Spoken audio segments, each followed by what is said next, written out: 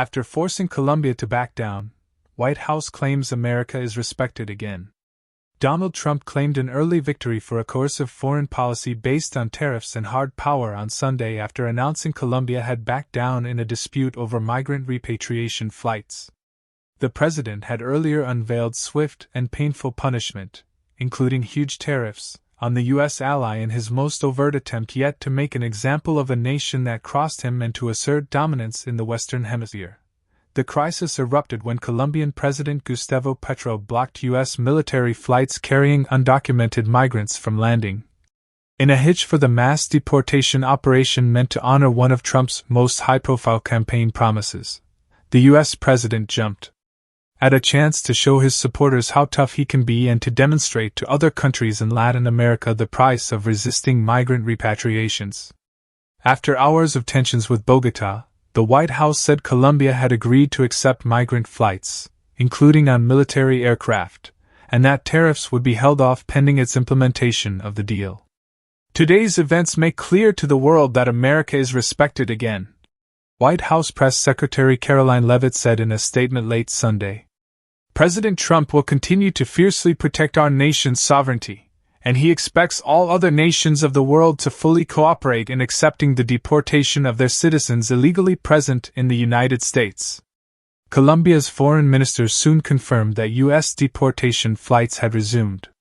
Petro's reversal represents a concession to U.S. power and to Trump's aggressive personal style. It is also likely to embolden administration officials who see tariff threats not simply as a traditional device in trade disputes, but as a tool to intimidate other nations, including longtime U.S. allies, across a broader set of issues. Still, the spat with Colombia was also a reminder of how Trump's hard-line approach will cause massive global disruption. The U.S. president has already browbeaten Canada and Mexico over border issues, sought to force Denmark to sell Greenland, and threatened to take back the Panama Canal. 4 years of such tactics could harm U.S. global relationships and harden attitudes to Americans among foreign populations. The Colombia dispute quickly got the attention of China, which is seeking to increase its influence in Washington's backyard, underscoring the potential downside for the United States if Trump chooses incessant confrontation that alienates key regional nations. Trump is wielding power all over the map. Trump's victory over Colombia capped the first week of his presidency, during which he used intimidation as a device to stamp his power on the United States at home, and to sharply change the nation's path abroad. On Sunday, for instance, Trump's new administration launched a deportation blitz in Chicago that will spread countrywide in the latest highly visible sign of his desire to quickly get results.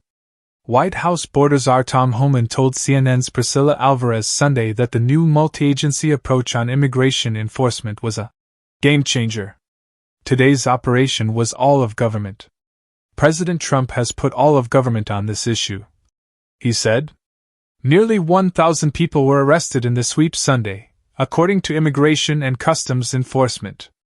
This followed another stunning example of the new president wielding aggressive executive authority after he fired more than a dozen watchdog officials in key government agencies Friday night.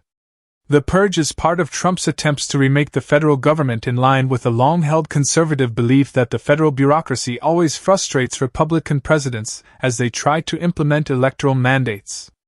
But since the agency inspectors general report waste, fraud, and abuse to Congress, the move is being criticized by Democrats as an abuse of power and a sign of Trump's cavalier regard for government ethics. And even some top Republicans complained the president should have complied with the law by giving Congress 30 days' notice of the dismissals. I think he should have done that, Senator Lindsey Graham said on CNN's State of the Union on Sunday. But the South Carolina Republican asked, is it okay for him to put people in place that he thinks can carry out his agenda? Yes. He won the election. What do you expect him to do? Just leave everybody in place in Washington before he got elected? Graham added, he feels like the government hasn't worked very well for the American people. Another intense week looms for Trump. Trump has hinted that he could be a transformational leader showing energy and focus and acting quickly to implement his campaign promises, especially on immigration. His agent of disruption in the Pentagon, Pete Hegseth, was sworn in as Defense Secretary Saturday after Vice President J.D. Vance cast the deciding Senate vote on his controversial confirmation. But Trump has also taken steps that could alienate many of the swing voters who sent him back to power.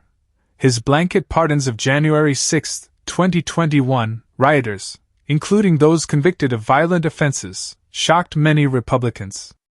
And his decision to strip security details from former aides who criticized him, including several who have been threatened by Iran, revealed an obsession with past grievances that sometimes distracts from his political goals.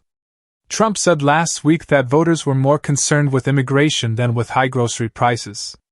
But Republican hopes of clinging to their narrow House majority in next year's midterm elections may rest on him making tangible economic progress. This makes the president's meeting with Republican lawmakers on Monday at his Doral Golf Resort in South Florida especially important, as the meeting will focus on how to navigate his agenda, including tax cuts and funds for his mass deportation program, through Congress. Sudden showdown with Colombia underscores hazards of immigration purge. The attempted resistance from Colombia created an immediate test for the new U.S. president that was sure to be watched throughout the region. Trump's initial response was crushing. He ordered immediate emergency tariffs of 25% on Colombian goods that he said would rise to 50% within a week. The U.S. also imposed a travel ban for Colombian citizens and revoked visas for Colombian officials, among other measures. Trump warned on Truth Social, "These measures are just the beginning. We will not allow the Colombian government to violate its legal obligations with regard to the acceptance and return of the criminals they forced into the United States." But Petro had his own response on X. "Trump, I don't really like traveling to the U.S., it's a bit boring."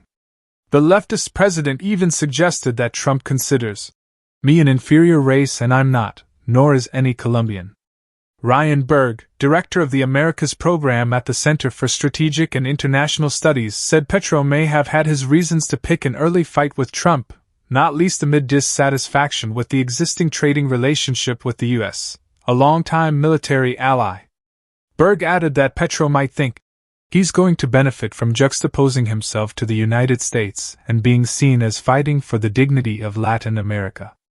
Still, long-term 50% tariffs on Colombia from the U.S., its largest trading partner,